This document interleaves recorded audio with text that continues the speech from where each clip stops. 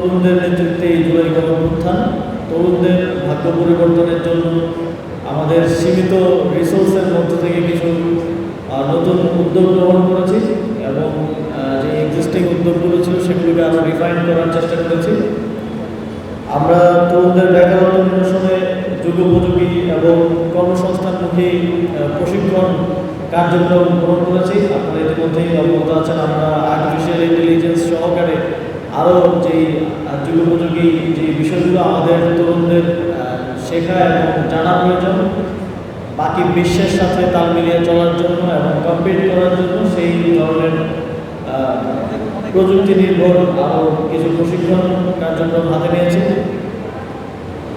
অন্তর্বর্তীকালীন সরকার উদ্যোক্তা উন্নয়ন নীতিমালা প্রণয়ন করেছে এবং এই উদ্যোক্তা উন্নয়ন নীতিমালার মাধ্যমে আমরা আরও উদ্যোক্তা বান্ধব একটা পরিবেশ ইকোসিস্টেম তৈরি করতে চাই। এছাড়া আপনারা ইতিমধ্যে অবগত আছেন, উদ্যোক্তা ঋণ সহ যুব উন্নয়ন অধিদপ্তরের উদ্যোক্তা বান্ধব অনেকগুলো কার্যক্রম ইতিমধ্যেই চলমান আছে।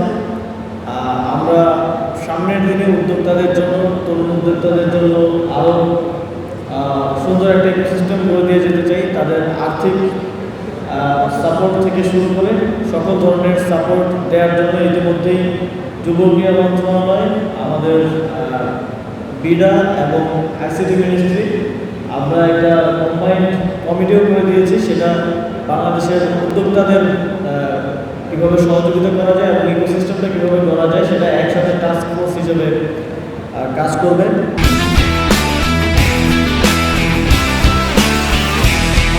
অভিভাবকদের একটা দায়িত্ব থাকবে আপনাদের সন্তানদেরকে এই যে আবার মাঠে ফিরিয়ে আনার জন্য যথাযথ উৎসাহ দেন এবং সেক্ষেত্রে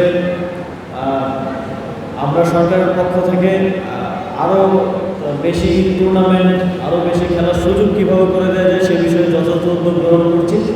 এবং আপনারা জানেন যে গত বছর এবছরের শুরুতে তারুণ্য উৎসবে আমরা হাজার হাজার ইভেন্ট আয়োজন করেছি এবং সেখানে আমরা অভূতপূর্ব অংশগ্রহণ পেয়েছি এবং তারই ধারাবাহিকতা হিসেবে আবারও তারুণ্য উৎসব আয়োজনের উদ্যোগ আমরা নিয়েছি এবং এবার আমরা প্রতিটি জেলা উপজেলা ইউনিয়ন পর্যায়ে তারুণ্য উৎসবের বিভিন্ন আয়োজন, খেলাধুলার আয়োজন সহকারে আরও বিভিন্ন ধরনের ইন্টারেক্টিভ আয়োজন পৌঁছে দেব এবং সেখানে আপনাদের সক্রিয় অংশগ্রহণ কামনা করব।